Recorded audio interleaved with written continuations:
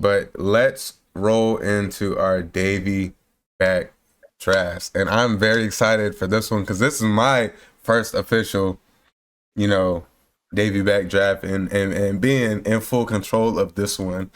And I have a theory about Brook. So I was having trouble coming up with an actual name for this, but I came up with the soul behind the song, Brook's Hidden Past. And if this theory has any sort of truth to it, I think it could be one of the ones that break the internet when it's revealed in the manga. Okay. So, all right, let's get into it. Okay, hey, I was just watching Thriller. I just finished Thriller Bark. Man, don't get me started. Big Sake might be my favorite song right now. Get it, kid. All right. So let's get into it. Today, I want to explore a theory that doesn't just change how we see Brook, it changes how we see the entire story. What if Brook's real role is far bigger than the musician on the ship? And what if the recent flash moment in chapter 1149 with Gunko is the trigger that sets it all into motion? All right, let's get into Brook's unusual legacy. Brook is already uniquely tied to life and death. His devil fruit, the Yomi Yomi no Mi, let him return from death. He has been a musician with an almost spiritual quality. His songs carry memory, emotion, and promise. But we've only seen the surface. What if his soul, his music, his past carry hidden legacy?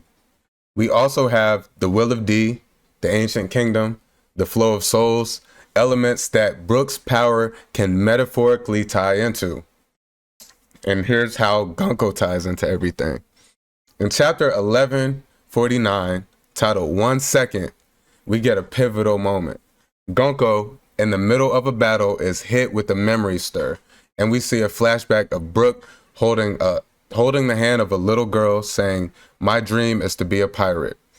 Brook himself on that page notes Gunko looks like someone from his past.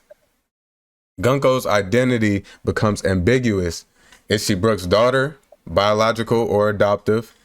Or is she a lost connection from his past life?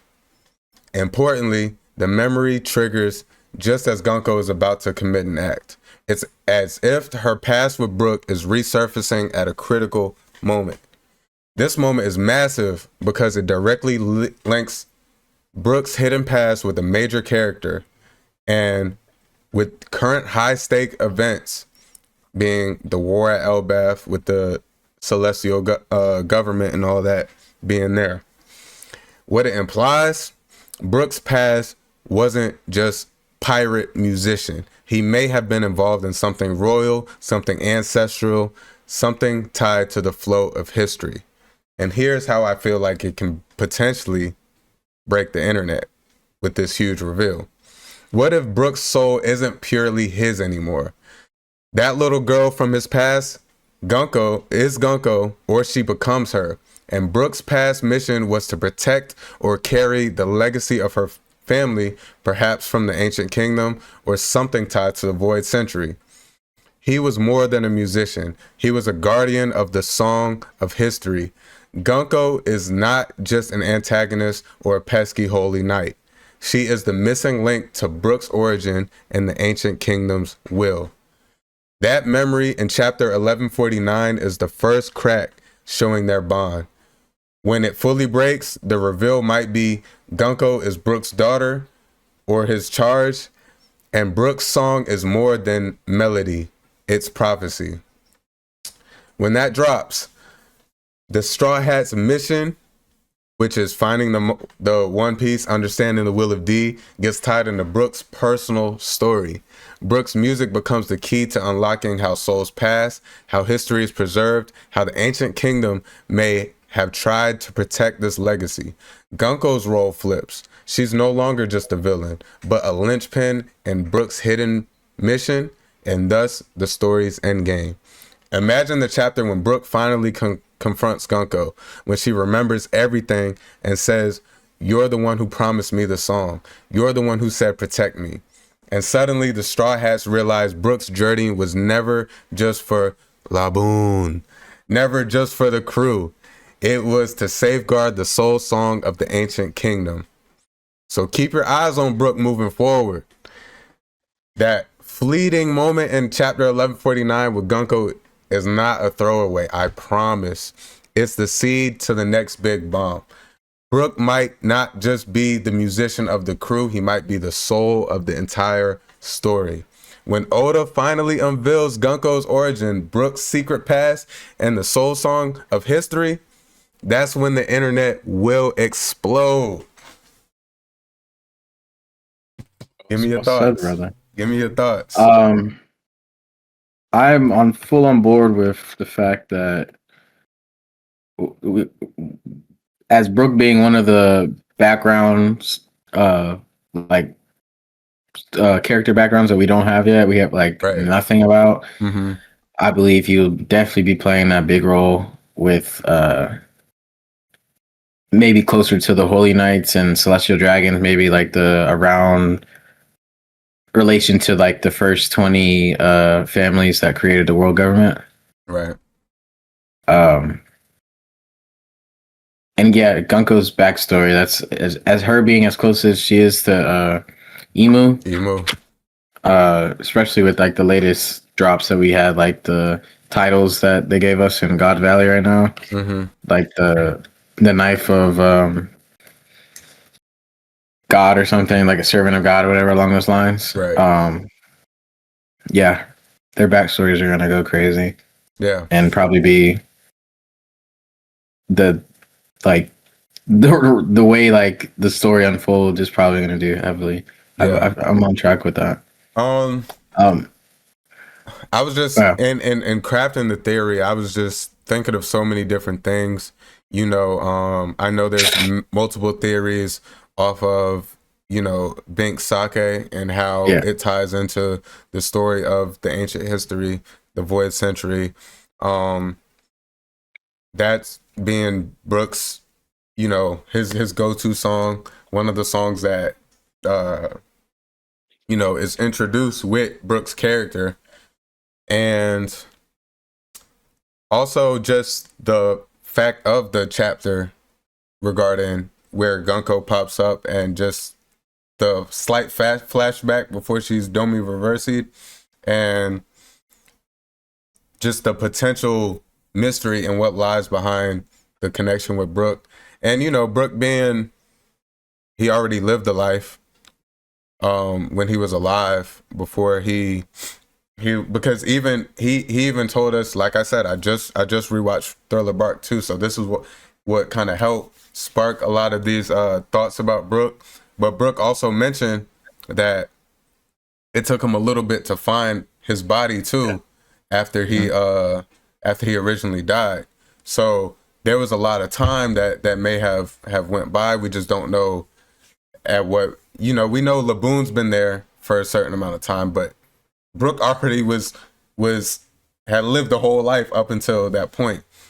Yeah. So just where it ties into, that's that scene where his soul is surfing the ocean and shit. Yeah. Just lost, like wandering on the seas. Yep. So it was just all the different factors just was bringing up the mystery of Brook and what he ties into. And another thing that you mentioned, you know, the connection between his move, and we've only seen a move similar to that with Nose Juro when he was freezing the pacifistas.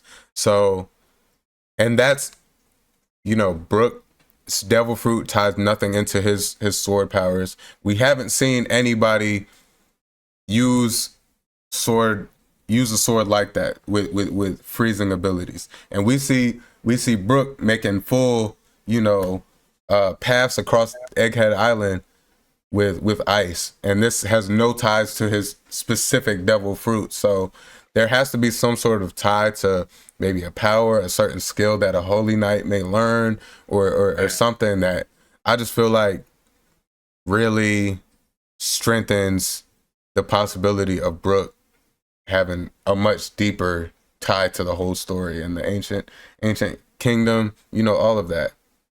But the themes with just like Bink Sake and the music, I believe, like, and him being like coming from that time and Yeah.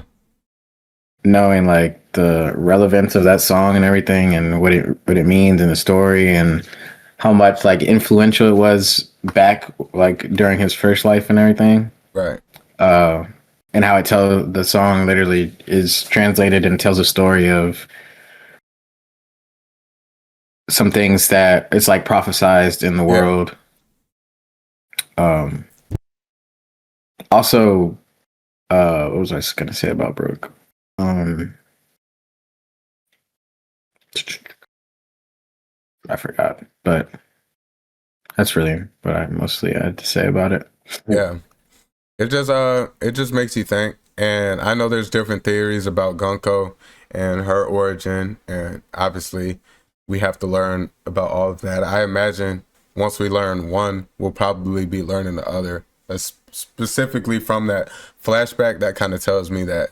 But nonetheless, yeah, that's my Brook theory. I definitely feel like there's more to his character. I've always felt like that, just because what we learned about his life, even when we learned his backstory, was just such a small moment in time. It doesn't tell his origin. It doesn't tell where he came from. It just kind of tells how he was lost at sea, at this point alone. It kind of told the story of how he got to that point where we met him and he joined the crew. But it didn't tell his life. We don't know his backstory. We don't know his origins. Also, I wanted to throw in, I remembered, the fact like he mentions like he's been to, or he's dealt with like the underworldly stuff and just like the themes that are going along with the Gorosei and Emu, they kind of align there too as well. Domi Reversi type thing, underworldish, devilish type things. He's literally the Soul King. Yep. So, that's why. Some themes with like Zoro, and there's another person that Rayleigh has some themes of the underworldly or devilish, stuff like that. Right. As well too now. Yeah, that's why I kind of at the beginning I was just making the ties to his devil fruit just being Yomi Yomi no Mi, letting him return from death and just manipulate souls and stuff. We're starting to learn to see how important souls are into the world. I mean, obviously we know Big Mom had the soul fruit, which was obviously different. It lets her manipulate other people's souls, whereas Brook can like physically leave his physical body with his soul, traverse, do different things. I just feel like there's a lot more to him. There's a lot more to his character and just the history. So food for thought. Hell yeah. Brook. That was my first theory. It took me a while. I usually see these theories that people post online and stuff, and they always seem very well structured, very well thought out. So I wanted to try one out. I'm not big into theory crafting or just theories in general. In terms of One Piece, because I like it to, some of them are getting so outlandish. I like to get what I get and appreciate it. But this is one I felt like wasn't too far out there, but still was good enough to discuss, and just thought it would be interesting to talk about. But any final thoughts on that? No, it's really relevant right now though, because once this flashback's over, we're right back there, and Brook's standing right in front of these people right now. I feel like when we get back, we might have a big maybe another flashback or something, a lore piece. That would be crazy. Just like a quick, before a flashback. Like a quick flashback with like lore piece between some more Gunko Brook or something along the lines. Maybe, yeah. Okay. I'm excited to see what they cook up with that and what we get with all that. Oh, did not mean to do that.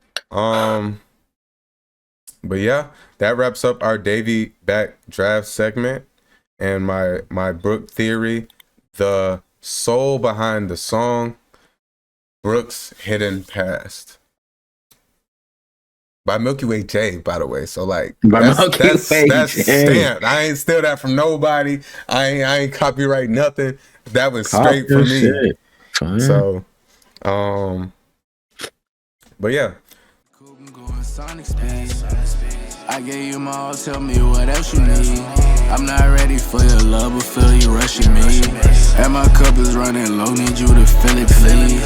I remember all those times it was a simple thing. Now I'm here all alone.